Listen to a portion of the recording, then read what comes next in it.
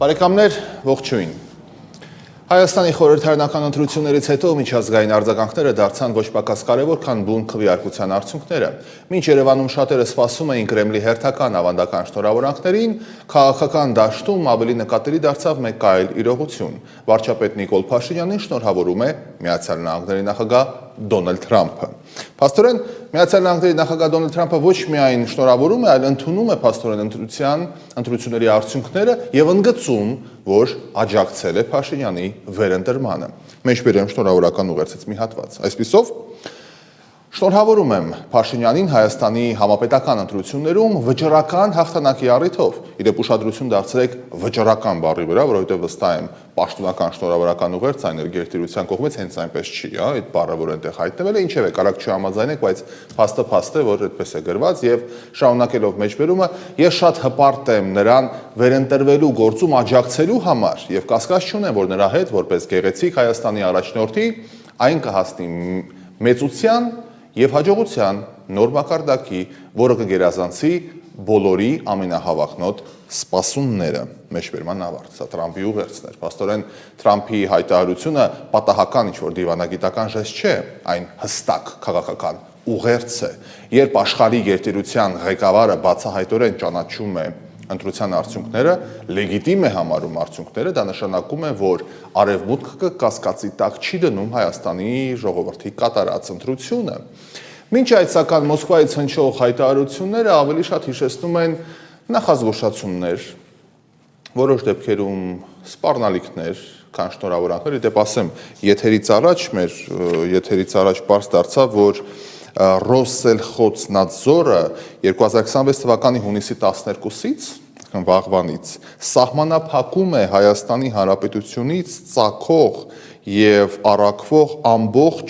ենթակարանտինային արտադրանքի ներկրումը։ Փաստորեն ոչ միայն չեն շնորհավորում, այլև բացեբաց շատ կոշտ առևտրային պատերազմ են հայտարարում մեզ։ Ինչև է։ Ռուսաստանի պաշտոնյաները խոսում են Հայաստանի ապագայի մասին, հապկում, ինչ կլինի, յատմում Հայաստանի դիրքի մասին եւ ակնարկում աշխարհ քաղաքական ընտրություն կատարելու անհրաժեշտության մասին եւ դժգոհում Երևանի շատ ինքնուրույն արտաքին քաղաքականությունից։ Ինչև է։ Ընտրությունների արդյունքները վստահորեն չհամապատասխանեցին այն սպասումներին, որոնք ձևավորվել էին Հայաստանի ընդդիմության որոշ շրջանակների կողմից։ Վերջին ամիսներին ռուսական քաղաքական եւ մեդիա դաշտում ակնհայտ համակրանք էր դրսևորվում այն ուժերի նկատմամբ, որոնք քննադատում էին գործող իշխանությանը։ Հատկանշական է, որ Ռուսաստանի նախագահ Վլադիմիր Պուտինը հրապարակայնորեն մի քանի անգամ անդրադարձել է նաև Ռուսաստանաբնակ հայ միլիարդատեր Սամվել Կարապետյանին եւ դրական գնահատականներ հնչեցրել նրա գործողությունների վերաբերյալ։ Եվ անգամ հիշում եք Կրեմլում Փաշինյան-Պուտին հանդիպման ժամանակ ասաց, որ որոշ ռուս քաղաքական գործիչներ, որոնք հավակնում են պաշտոնների, պետք է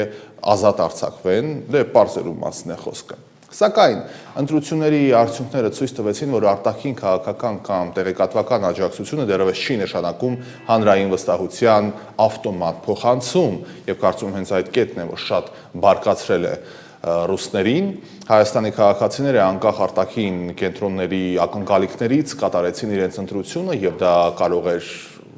նաև անակնկալ լիներ բոլոր այն շրջանակների համար, որոնք վստահ էին, որ իշխանությունների հարցը Հայաստանում արդեն լուծված է, դրա մասին բացեբաց անգամ եթերում էին խոսում, կասկածի տակ անգամ չէին դնում, որ իշխանափոխություն է լինելու։ Նաև ես հիշեցնեմ, որ հեղինակավոր Կովկասյան Խրոնիկոն լրատվամիջոցը խմբագրական թիմը ձեռք էր բերել փաստաթղթեր, բացառիկ մի տրցակ, որոնք բացահայտում էին Հայաստանում կայանալիք ընտրությունների ենթադրյալ քաղաքական միջամտության լայնածավալ ծրագրերը։ Այդ փաստաթղթերը, որոնք բաց են արդեն համացանցում եւ հասանելի, մանրամասն ներկայացնում էին ռուսական հատուկ նշանակության ուժերի ռազմավարությունները, սկսած քարոզչական մեթոդներից, որոնք մենք տեսանք, եւ գործող կառավարության վրա համակարգված հարձակումների, ռիսկերի եւ հնարավորությունների խորը վերլուծություն, ինչպես պետք է գործեին։ Այս սցենարների հիմնական նպատակը Նիկոլ Փաշինյանին իշխանությունից հեռացնելու համար միջոցառումների ամբողջական իրականացումն էր եւ հստակ ծրագրերի իրականացումը։ Ավելին,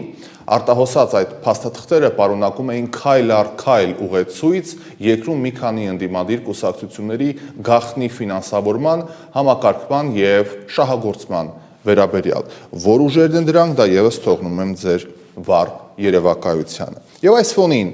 վարչապետ Փաշինյանի խոսքերը, թե եթե ՀԱՊԿ անդամ երկրները որոշեն հեռացնել Հայաստանին կառույցից, Երևանը պարզապես ստիպված կլինի դա ընդունելի գիտություն, իդեպ այսօր հայտարարեց Փաշինյանը դրա մասին, այդ ամենը կարելի է դիտարկել որպես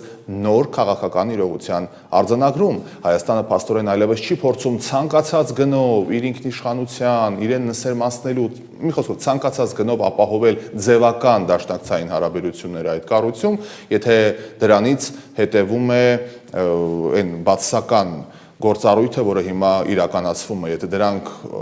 իրական անվտանգության երաշխիքների վրա հիմնված չեն։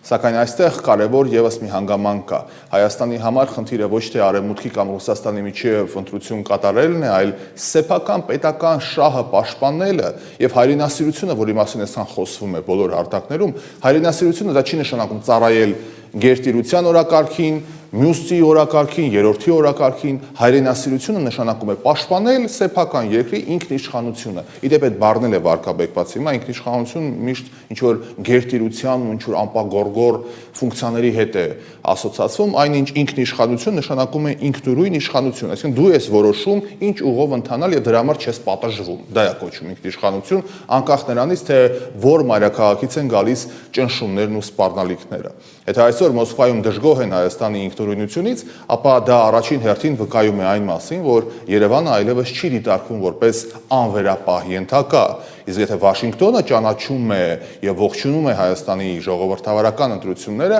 ապա դա միջազգային քաղաքականության մեջ Հայաստանի սուբյեկտիվության աճի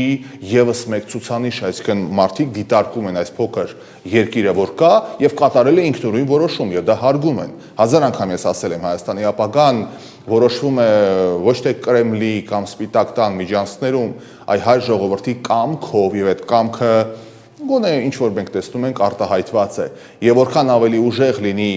հայկական պետությունը, այդքան ավելի քիչ նշանակություն կունենա, թե ով է առաջինը շնորհավորել կամ ում շնորհավորանքն է ուշացել։ Պետությունների պատմության մեջ գալիս են պահեր, երբ անհրաժեշտ է ոչ թե սпасել արտաքին կենտրոնների ինչ-որ գնահատականների, այլ վստահել սեփական ուժերին։ Այսօր հենց այդպիսի պահերից մեկն է Հայաստանի համար, որը կերտում ենք մենք բոլորով, այնպես որ առաջարկում եմ շատ լուրջ, բայց մտածել այդ ուղղությամբ։